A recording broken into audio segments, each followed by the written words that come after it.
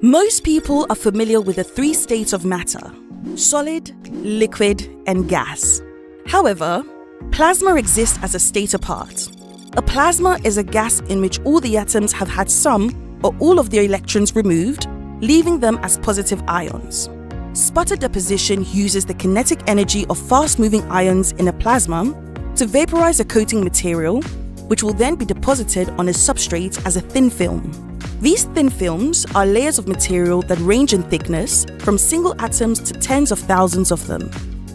The sputtering process starts with placing the substrate in a vacuum chamber filled with inert gas atoms, such as argon.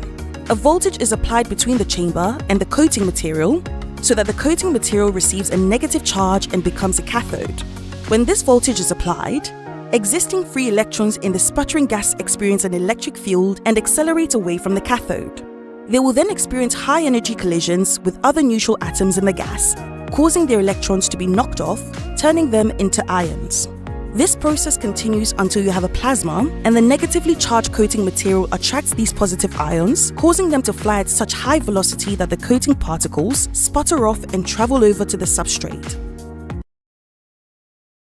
Before we start using the sputter machine, we need to do some cleaning process. Like the piranha cleaning for your sample, it depends on your sample requirement. Our sputter machine can do metal deposition on 4-inch wafer. So, we don't need to do any extra processing when we are planning a metal deposition process for a 4-inch wafer. Just save it in the wafer carrier. If you want to deposit metal on a smaller piece of wafer, you need to fix it to a wafer substrate first. We're going to use a 4-inch wafer that's been cleaned as the substrate. First, you need to coat a layer of photoresist on the wafer substrate using spin coater. Once that's done, we put the piece wafers on the wafer substrate. Next, we fix the piece wafers using hot plate. Once the sample has cooled down, you'll see that the piece wafers are firmly attached to the wafer substrate. Finally, save it in the wafer carrier to finish the preparation.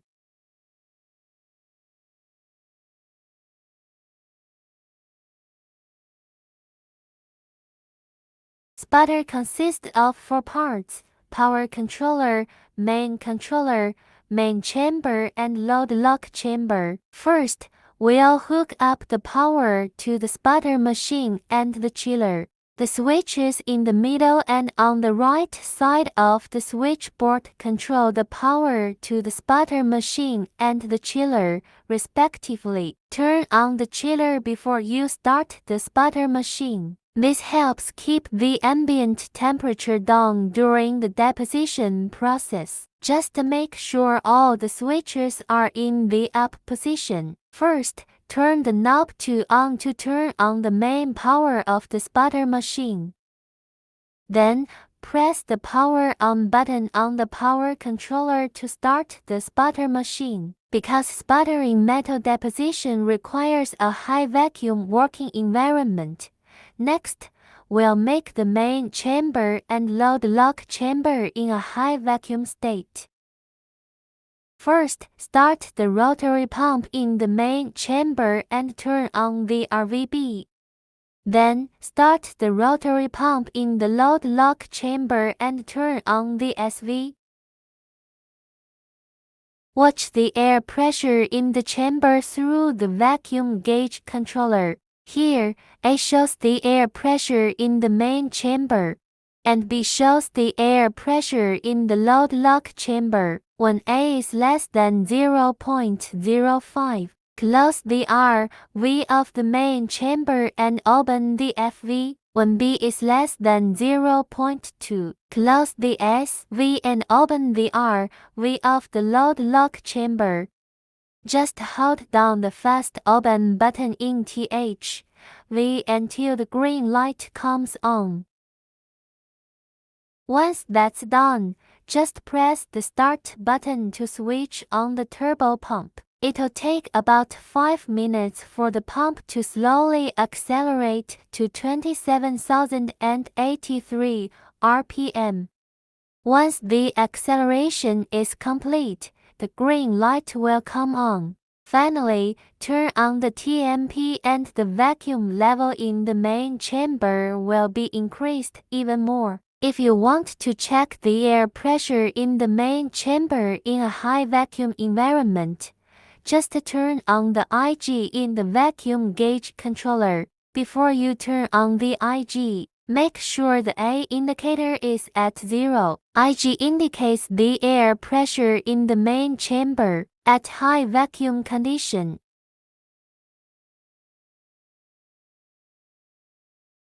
The first thing you need to do is load the sample. First, make sure the RV is off and the nitrogen switch is on. Then inject nitrogen. When B is up to 880, turn off the nitrogen switch in the load lock chamber. Next, open the load lock chamber and use tweezers to place the sample on the loading arm.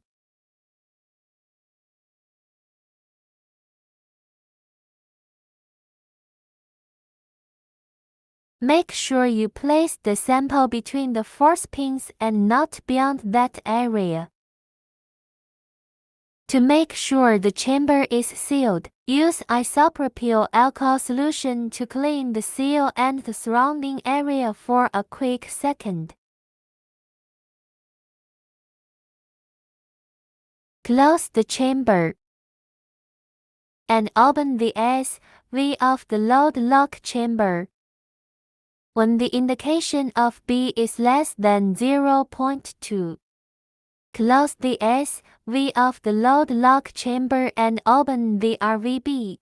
When the indication of B is less than 0.05, close the SV of the load lock chamber and open the RVB. To move the sample from the load lock chamber to the main chamber, open the GV and connect the two chambers. After 10 seconds, switch the loading arm to load and it'll extend into the main chamber with the sample. When the loading arm stops, open the pin and the ejector pin in the main chamber will lift the sample and release it from the loading arm. After 10 seconds, turn the loading arm switch to unload. The loading arm is retracted to the loading lock chamber, and the switch is set to the center.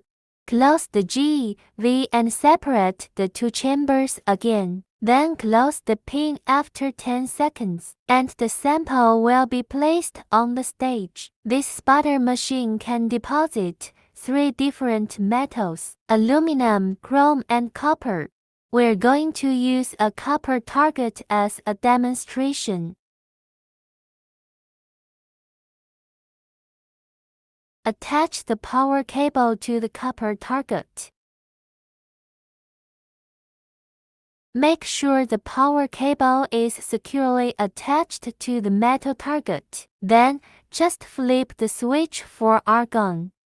Then, press the red button on the gas controller. We're now going to increase the argon flow rate to 39. Next, we need to control the air pressure in the main chamber using the 4 buttons on the THV. The pressure in the chamber affects the quality of the metal deposited, so we usually keep it at 0.002 Hg. Turn on the power supply. Then press the output button. There are 2 ways to adjust the output power: voltage control and current control. Control the working power of metal deposition by adjusting the output current.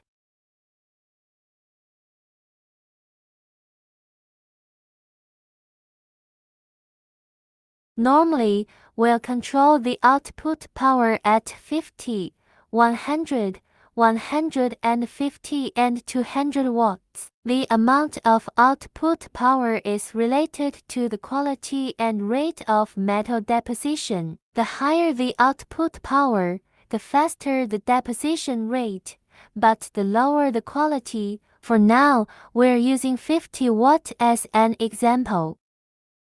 Set the output power to about 50 watt. Then turn on the metal target, push the switch for the CU target, and turn it clockwise. Next, switch on the rotation motor, and the sample will be rotated inside the chamber to make sure the metal is deposited evenly on the surface. Figure out how long it'll take based on our target thickness and the data in the metal deposition rate table. Turn on the main shutter and start the timer. When the time is up, turn off the main spotter. Turn off the rotation pump. Gradually adjust the output current to 0.